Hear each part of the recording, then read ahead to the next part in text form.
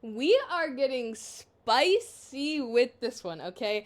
We are talking about best and worst marriage advice that people have received. So keep watching to hear what these people have to say and what I have to say about what they had to say. Hello, and welcome back to the channel if you're new here, or welcome back if you are not. My name is Kayla, and I'm the owner and lead wedding planner here at Transformed Events, where we help DIY couples to ball out on a budget. So today is going to be a super fun video. I really wanted to do sort of a compilation of best and worst wedding advice that people have heard. So I went ahead and did a poll on Instagram on my story. So if you are not following us on Instagram already, go ahead and do that so you can be a part of fun videos like this and whatnot. But I went ahead and did a poll on my stories asking my followers what is the best and worst advice that they have ever received in terms of marriage. So let's go ahead and get right into that. So I'm going to go ahead and read it, but I'm also going to paste it here on the box so that you can read along if that's more helpful to you. And then I'm going to react to this advice. I literally did not look at them, so I don't know what my answers are going to be, but I'm going to do like a sort of live reaction to the advice and then just add in little snips and bits and whatever. And I might bounce back and forth between like best and worst. This is just going to be a very fun kind of go with the flow video, okay? All right. So first up for best advice. Before saying something nasty out of spite, take a deep breath and don't say it. Even if you didn't mean it, they will always remember it because on some level you did mean it. Oh, on some level you did mean it. I think that this advice is 100% spot on. It's definitely something that I myself have to continuously work on. Like, you know that feeling when you just get mad and your head just gets crazy, like you just start having these crazy thoughts and you're thinking to yourself like, dang, am I really this crazy? You know what I'm saying? So you have to like really check yourself and realize like, okay, I love this person. They might be making me mad at this moment, but it's going to be okay. Like, maybe I just need to go take a deep breath, calm down. That's a good advice that I actually received when I was engaged, I want to say. Yeah, when I was engaged. Um, we were talking about sort of like marital conflict or just like conflict in general. And they were like, don't be afraid to take a break from whatever the topic is. So say if, the conversation's getting a little bit heated, you're both getting a little bit angry, whatever it is, don't be afraid to be like, hey, let's take a 10-minute recess, regroup, regather ourselves. You go chill out, I go chill out, like a little timeout kind of thing. And then we'll come back and talk about this when we're a little bit more level headed. And that is really, really solid advice in my opinion. So from the same person, the worst advice is happy wife, happy life. Parentheses, no, keep me accountable too. That advice sweeps issues under the rug. I've seen it in many marriages. Oop. I'm not even gonna lie, I do say that all the time. Happy wife, happy life. More of in a joking way, but also in a way of like, I just wanna like convince to get my way kind of way. But I definitely still do agree that it's really not great marriage advice because both partners in the relationship need to be happy, obviously. So if, the wife is happy and then the other partner is just not happy and miserable or whatever, that is just not going to be a sustainable relationship. So definitely prioritize both people's happiness, prioritize both people's needs and wants and all that kind of good stuff, and just continuously serve one another. I think that's really the biggest thing for the biggest lesson that I have learned over these few years that I've been married is just like, if I am being selfless and serving him and he is being selfless and serving me, then it should just be this cycle of like everyone's needs being met. You know what I'm saying? Not like okay, well, I'm doing more, he's doing more. It's like if we both have this attitude of selflessness and servitude, then everyone should be cool, All right, next one for best marriage advice. Don't compare your marriage and wedding to other couples. 150,000%. Please, especially, let's talk about the wedding part first, since I am a wedding planner. Definitely something that I see all the time with so many couples making this mistake is being on Instagram, scrolling, maybe trying to find ideas, but then seeing their friend's wedding, seeing a relative's wedding, seeing some random person that they went to high school or college with that they don't even talk to anymore wedding, and then feeling depreciated, or feeling like their wedding is going to be less valuable, less fun, feeling like their wedding is less than just because they're spending less money, or they're not having a $200,000 floral installation hanging from the ceiling. That comparison is really, really, really a trap. It gets people into debt, spending money on things that they cannot afford. It makes people unhappy and discontent with their own life, even though this is really what they actually want deep down inside. But they see other people doing something different, and then they feel like they need to do something different as well. It just is a snowball effect into so many other aspects. And so that is just not even, that's wedding advice, that's marriage advice, that's life advice, okay? Just learn to stop comparing yourself to other people, please, and you will just be so much happier. Just do you. Just live your life, plan your wedding, have your marriage, be with your person, and everything else will fall into place, okay? All right, that was kind of a soapbox, but I feel like that was pretty good. And then on the other hand of that is, don't compare your marriage to other couples.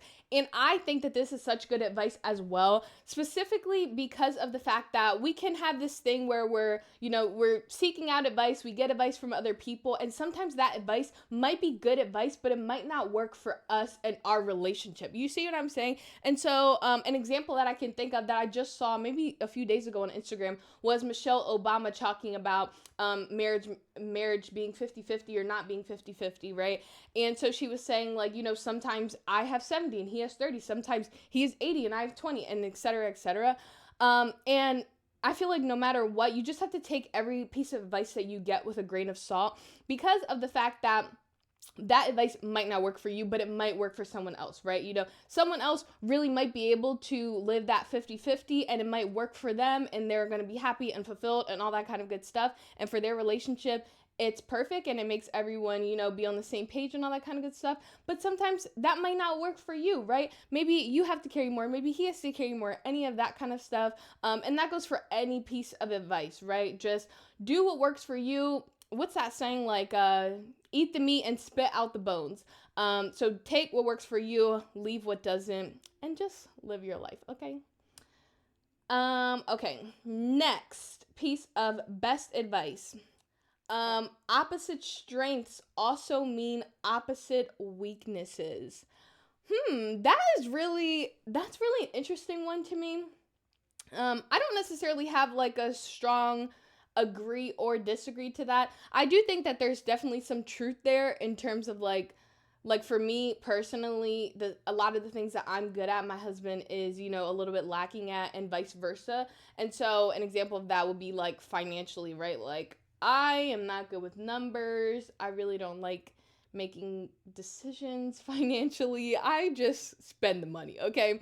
So that's where my husband is more strong at, though, versus something like administration or organization or, systems and structures and planning and that kind of stuff that I'm better at, right? And he drops the ball in sometimes. So, but in terms of opposite weaknesses,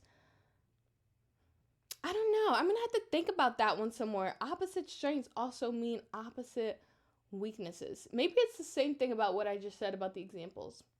I'm not sure, but if you understand what that means, let me know what you think it means down in the comments, or what your thoughts about that one are down in the comments.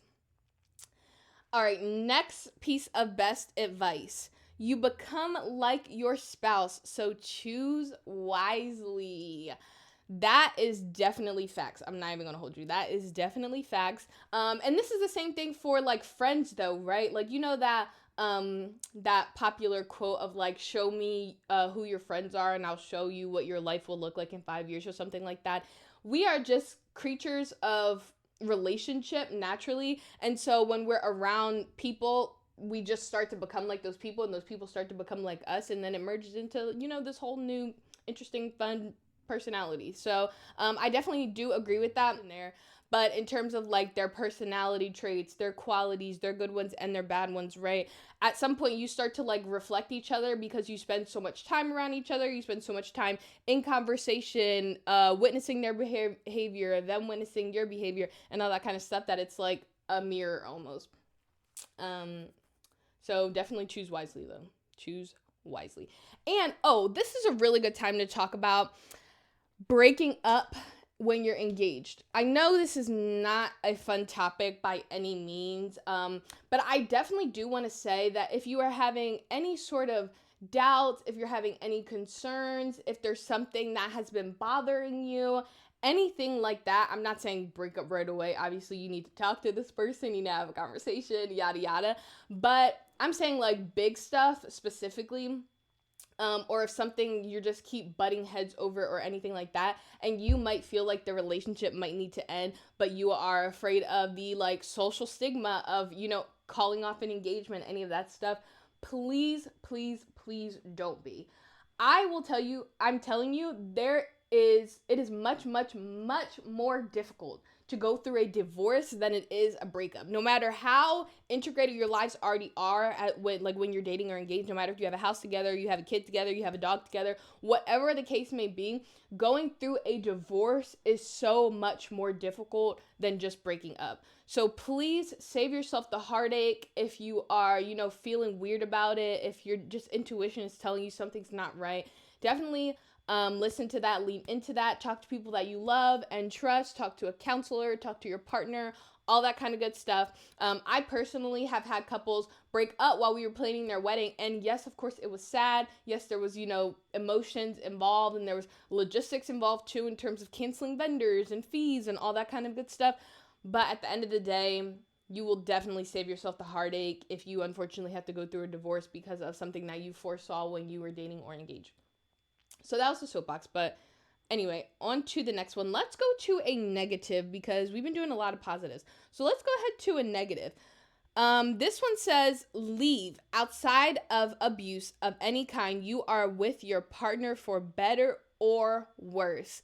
That is on period, okay? That is a period because I feel like there's so many people who just don't want to fight for something when it gets hard. And I'm not talking about hard as in like you're getting beat up every day. I'm not talking about hard as in like he's cheating on you every night. I'm just talking about just the normal difficulties of life, right? You have a family member that passes away and now your partner is going through a season of depression, right? You lose a job and now you're going through some financial struggles. Maybe you lose a kid and you're going through some emotional turmoil, right?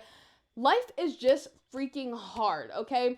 And this person, you committed to being with them for better or for the worse. And sometimes we say that, but we only really mean the better, right? And so I think that's really important to just fight for your relationship. Like you chose this person, you love this person, and you committed to this person, so be with that person, right? I personally don't believe in the like we fell out of love thing. Like I think that if you like love is a choice, number one, in my eyes. Like, do I always feel like being around my husband? Do I always feel like being lovey-dovey? Do I always feel like doing the things that I do for him? No, absolutely not. But I choose to do them because I love him, because I committed to being in this life with him, right? And so for me to then just one day take back that commitment and say, you know what? I don't want to do this anymore because you're just getting on my nerves, because we're going through a tough season, because my needs are not being met in this season, right? To just call it quits, like that just sucks. That just sucks pretty bad. So I'm definitely a firm believer in like I'm riding until the wheels fall off, and like this person said, outside of abuse, outside of cheating, those things. But if it's just like a tough season, like you need to stick with that person. That person needs you and you need them, and you committed to being in this life together, so be with that person. Okay. Let's skip back over to a best marriage advice one. Don't post your problems on the internet. We need to say that again. Don't post your problems on the internet.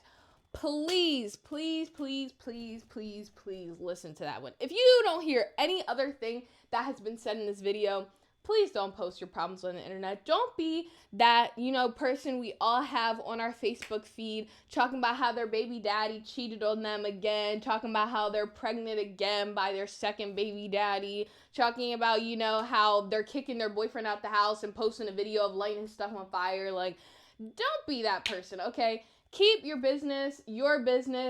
Definitely talk to like your trusted friends and family members, advisors, counselors, anything like that. But don't be out here posting all your dirty laundry on the internet, because you think that it makes that person look crazy, but really it just makes you look crazy for being with them, okay? All right, let's get back over to a negative one. You have to drop your friends in order to prioritize your husband or wife. That is facts. That's facts. Not facts in terms of like you have to drop your friends, but facts in terms of that is a negative advice. Because I really have heard people say that. And people have said it to me when I was engaged as well, of like, oh, when you get married, like, you can't really have friends. You can't, be going out. You're just going to be in the house with your partner the whole time. Like, I feel like so many people have this idea that when you get married, that your life is just over.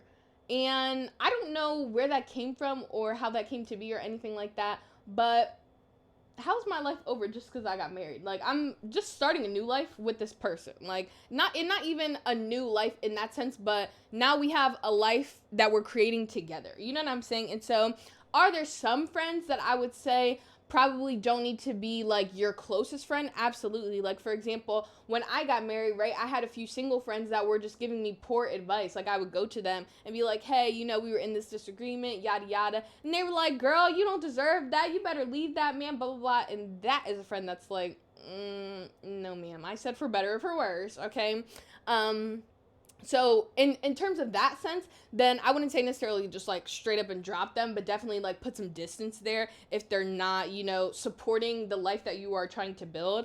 But to just have no friends, or to just like drop all your friends just because you got married, that's crazy talk, okay? That is just straight up crazy talk, and that this person was definitely right to put that on the worst advice. But I will say though that prioritizing your spouse is important, right? And so you don't have to drop your friends, but if it's like, okay, my husband needs me tonight, but my friends want to go out, then I'm choosing my husband, okay? Because my husband is the number one most important person in my life. He's my number one priority in this life. Nobody comes before him. So if I meant that in my vows, if I meant that commitment to him, then I'm naturally going to like put his needs over anyone else's needs in my life. But that doesn't mean you just can't have friends. You definitely should have friends, because you definitely don't want to kind of overburden your partner with all of your emotions and all of your problems and all that kind of stuff. Like, you need to kind of spread out, who you're talking to, your advice people, all that kind of stuff. Your emotional support network, if you will. It can't just be that one person, and it shouldn't be. All right, back over to the positive. Don't allow outside voices or opinions dictate you and your husband's marriage. That is factual facts. That is definitely facts. I think that this is so important because you two are now in this life together, and I think there's nothing more symbolic than the actual like leaving of your family of origin and now creating your own family with this person. And so, like I was just talking about in the last question, like, this person is now your top priority in life. They're now your number one go-to, like, not your mom, not your dad, not your brother, not your sister, yada, yada, yada, yada, on and on with your whole family, right? Like, this is your number one person, and this is a new family that you have now created with this person, whether you have kids or not. Like, you two are a family.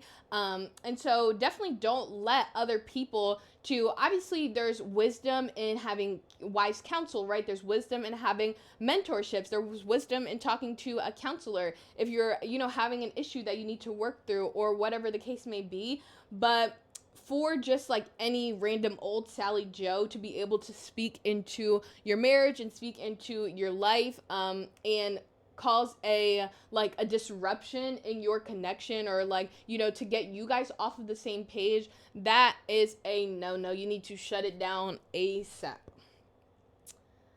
All right, is this a positive? Yes. Here's another positive or best advice. Don't talk to your family about problems with your spouse, mainly your parents. Oop, mainly your parents.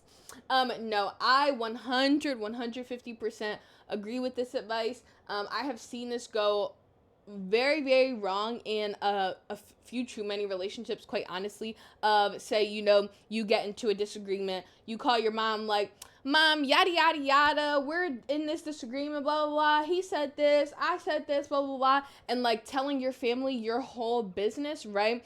And the reason for that is because even though like the next day you're gonna be over it, you're gonna forget about it, you're gonna forget that person, you're gonna move on with your life, whatever, your family, at the end of the day, your family is gonna care more about you than they care about this person. No matter how much they love, like, respect, appreciate that person, whatever, like, at the end of the day, your family is your family. So they care more about you and your needs, your happiness, your wants, all that kind of good stuff.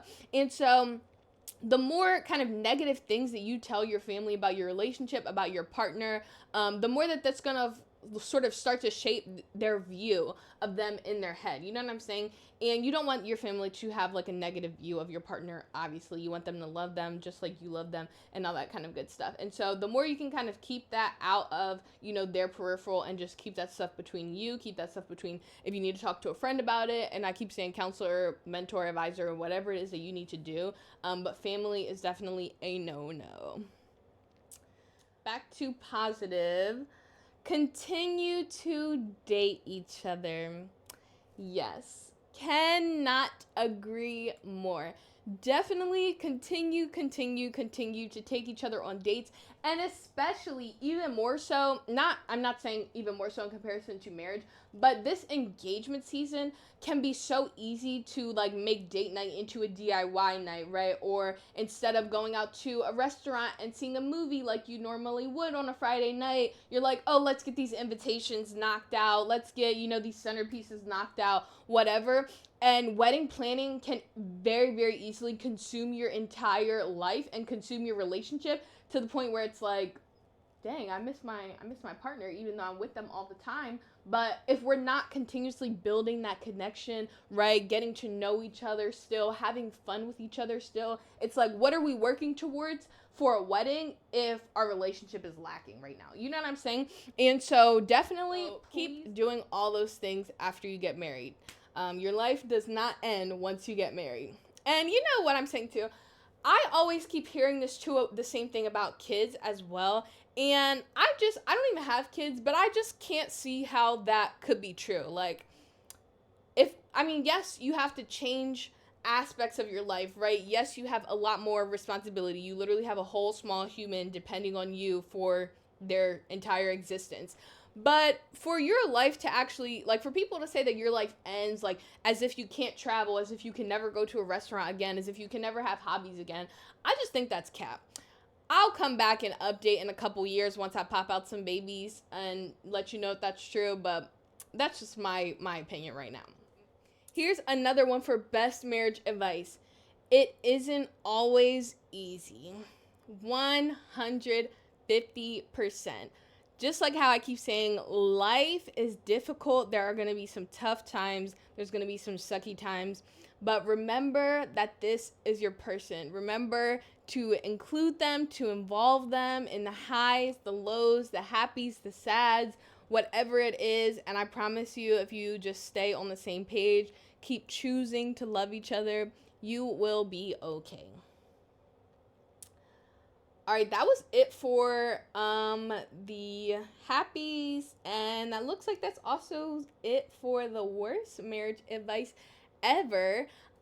So with all that being said, let me know if you have any more best or worst marriage advice down in the comments. This video was super duper fun to do, and let me also know if you like this style of sort of just like reacting, just my live, sort of unfiltered, thoughts. I feel like I was kind of all over the place, not gonna hold you, but it was also pretty fun too. So let me know if you like this style video. Let me know some more best and worst marriage advice you have down in the comments. And otherwise, thank you so much for watching, and I will see you in the next one. Don't forget to like, comment, and subscribe if you want to see more content like this, and follow us on our other social media platforms. And if you are interested in having Transformed Events coordinate or help plan your wedding, there is a contact form linked below where you can set up a chat with me. So thank you so much for watching, and I will see you in the next one. Bye!